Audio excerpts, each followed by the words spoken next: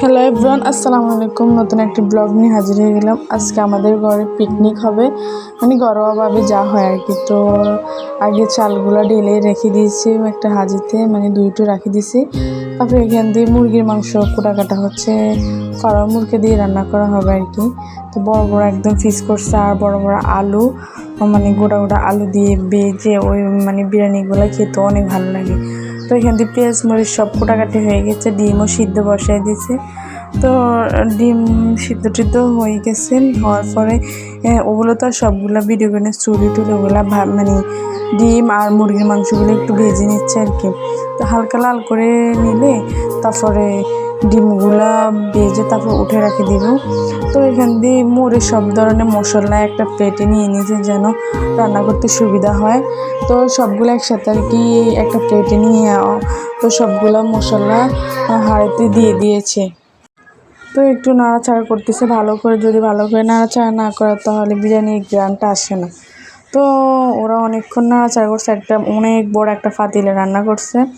আমরা বাইরে মানে একদম বাতাসের ভিতরে বসে বসে রান্না করতেছি, অনেক ভালো লাগছে আমাদের। তারপর ভালোভাবে নাড়াচাড়া হয়ে গেছে, তারপরে চালগুলা যেগুলো ধুয়ে রাখছে জর্জুরো হয়ে গেছে, একটু পানি ওই চালগুলা বাছতে অনেক ভালো হয়, মানে বেজে নিতে অনেক ভালো লাগে।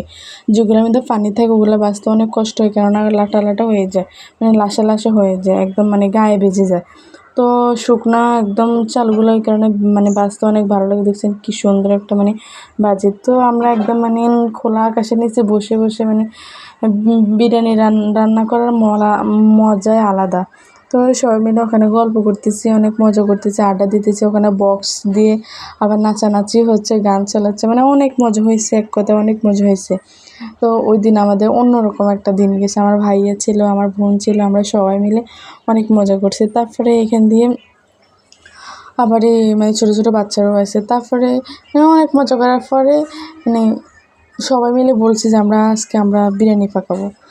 তো যাই কথা সেই কাজ।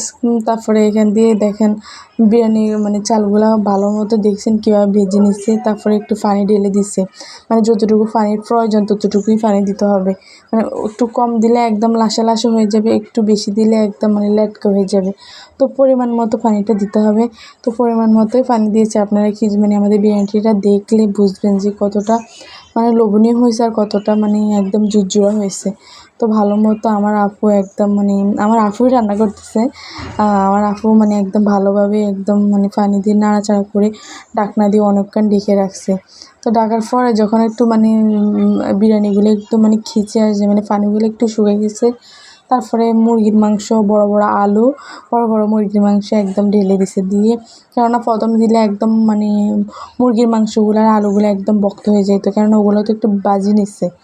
তো এই কারণে এগুলো একটু লাস্টে দিচ্ছি। এখান দিয়ে আকাশটা দেখেন কত সুন্দর লাগতেছে, আকাশটা মানে একদম অনেক সুন্দর লাগতেছে। ওই সময় একদম সন্ধ্যা কিন্তু কিন্তু দেখা যাচ্ছে মানে বিকাল এরকম মতো দেখা যাচ্ছে, কিন্তু সন্ধ্যা হয়ে গেছে।